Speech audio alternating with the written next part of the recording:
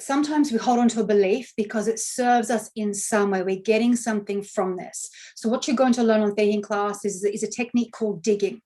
Digging is basically like a form of inquiry. It's basically who, what, when, where, how, why. Those are the questions. And so what a practitioner will do is they'll start to ask questions about, well, why do you believe this? Why do you think this? How does this make you feel? Until they uncover a deeper belief, because beliefs are like a tree, right? You start with a belief of like, I'm unworthy of success, or money will corrupt me. And when you start to ask this line of question, you dig down to get to the root, what we call the root belief, the root belief. And when you identify the root belief and you identify how it serves you, thousands of beliefs come down in one go. This is the magic of theta healing. Then instead of like individually releasing these one-off beliefs here and there, like sort of in random approach, by digging down to find one bottom limiting belief. Let me give you an example. A very common limiting belief is that I'm a mistake. Very, very common. This feeling of like, I shouldn't be here. I was not wanted. Nothing works for me. My parents didn't want me. They hit me, or they neglected me. My boyfriend doesn't love me. I'm unwanted. I'm unloved. I'm a mistake. It tends to be a common limiting belief. So then we need to identify, well, what are you learning from holding on to this? So it might be, for example, if I hold on to a limiting belief that I'm a mistake, then I don't have to really try, because if I don't try, then I don't fail. So then I can just cruise through life and be mediocre, and then nobody expects anything of me. I get my freedom. Do you see? So if you just follow that little story there, you would see, by holding this limiting belief of a mistake, it serves me because then I don't have to show up. I don't have to like do too much because no one expects anything of me. And you think that is freedom, right? That's just one example. And so when we download the client, can I teach you what it feels like, and to know and recognize what true freedom is without feeling like you're a mistake? Would you like this, guys? Would you like that download? Give me a yes if you would like that change. I want to see the yeses in the chat. Fabulous. Good. Okay, I have your permission.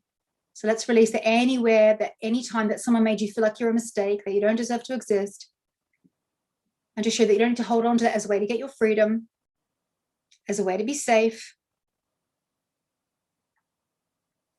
as a way to avoid getting hurt, because you think this is protection. It's a way to stay invisible. Let's release all of that now. And allow the creator of all that is to teach you and show you what it looks like and feels like to know that you have a place on this planet, you have a place on this earth, that you have a divine timing and a destiny, that you have a purpose, you have a calling, that you are important and significant and special.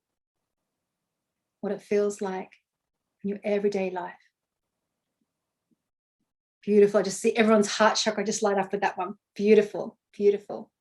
Okay, so this is what a practitioner would do with you, or this is what you would learn in class. Is I did it very, very quickly because I've been doing it for a long time, but this is what you learn in class, is how to dig. So I do this on a regular basis. It's a 5-10 minute job for me now. It used to take me about an hour to kind of dig, have a bit of a cry. Mummy didn't love me, I was abused.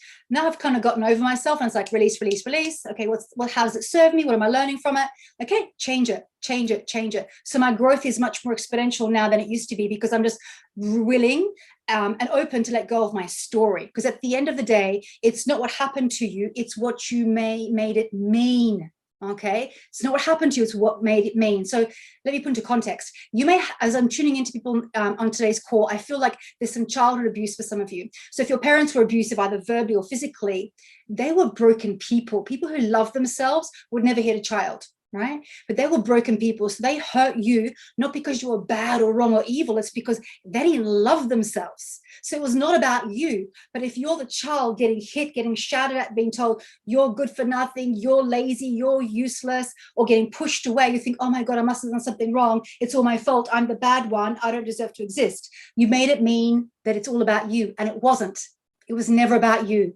They were broken people because this pattern of abuse gets handed down, guys. Remember I mentioned at the beginning of today's masterclass, the genetic beliefs, the beliefs that get held in our DNA 7 generations back.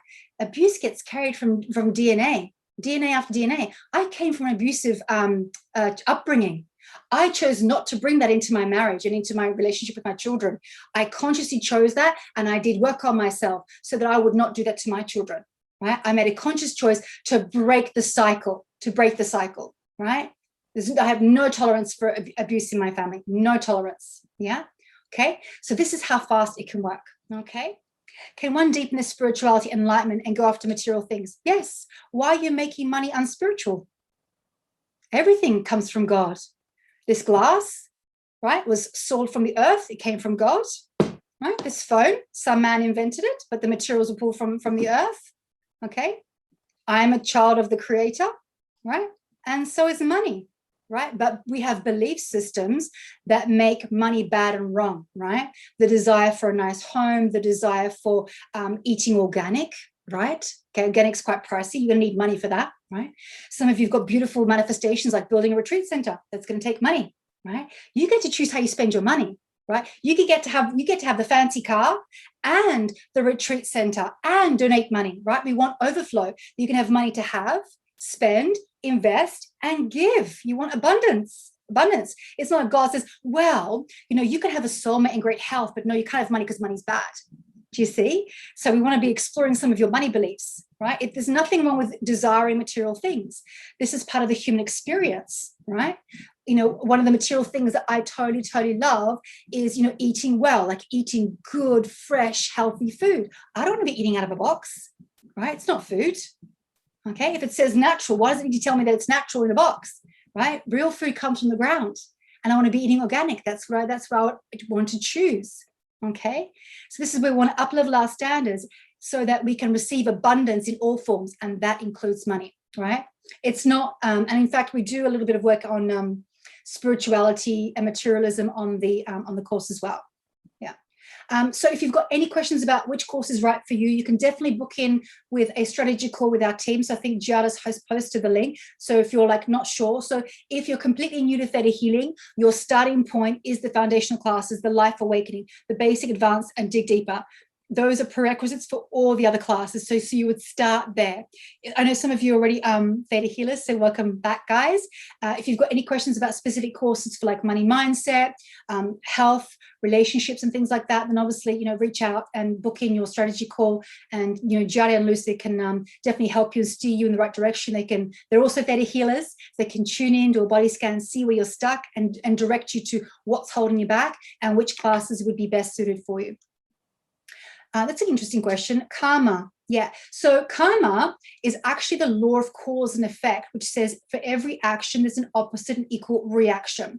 So karma from a very third plane perspective is very much like, well, I hurt you, so you're going to hurt me.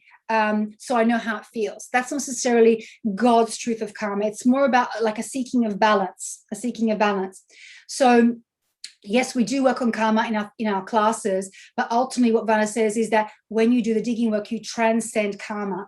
Let me put that into context for you. The way I balance the karma from my past lives is I help heal and coach others. So I may have hurt someone in a past life. It doesn't mean that they then have to hurt me, so I can balance my karma. I balance my karma through my great work that I do on this planet. Okay, so if I go and help heal and coach thousands of people, I balance so much more karma than if I hurt one person, that person hurts me back, so I can understand how it feels. Do you see? This is how you transcend karma and you spiritually evolve at a much rapid level when you show up and you're of greater service by attaining your virtues, those virtues which you talked about, like compassion, forgiveness, benevolence, kindness, persistence, right? That's the ultimate game, is to attain those virtues. Yeah. So you transcend karma. So Manisha's asking, why do sometimes beliefs come back? They come back because you didn't dig deep enough. Okay. So there are 30 healers out there who have only been doing it for 5 minutes. And unfortunately, they're not very experienced. And so you may have not received a really good healing. So my teachers have been doing theta healing for a long time. They've been on the spiritual path for a long time. I have very high standards of my team and my practitioners. So you want someone who is really able to go really deep, to dig to that really root belief rather than surface level digging. Okay. This is why you need to go really deep and identify all those secondary gains. Okay.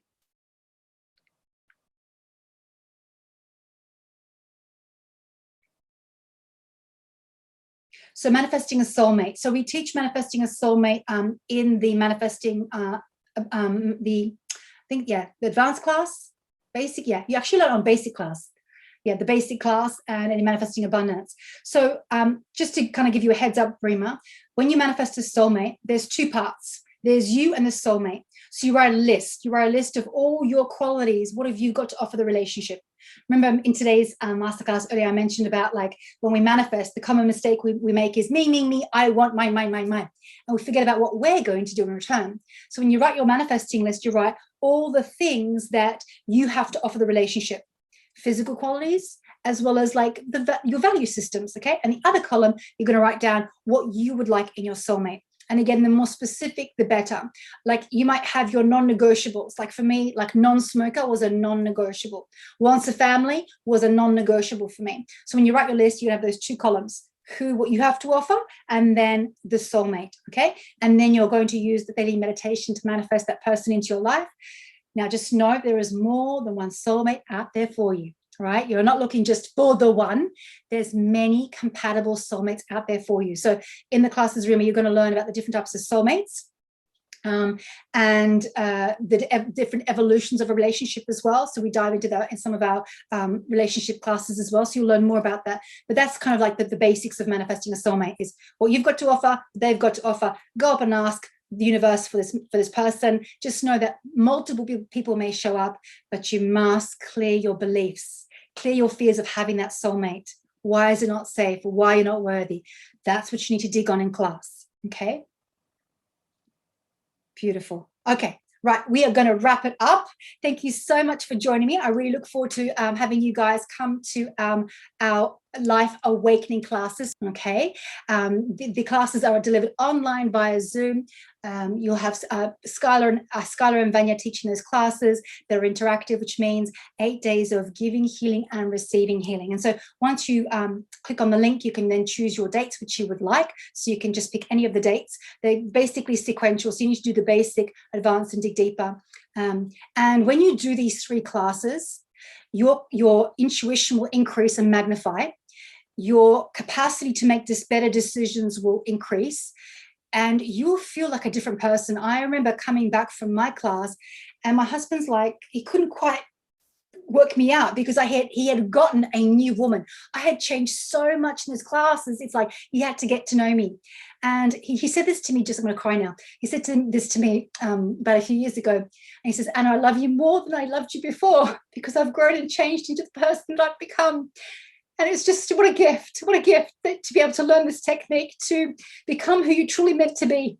The Anna Kidney before Theta Healing had low self-worth, who had money problems, self-sabotage, destructive behavior. I didn't love myself. And it's amazing how I got through life, to be honest. It's so truly amazing. But what a gift. What a gift.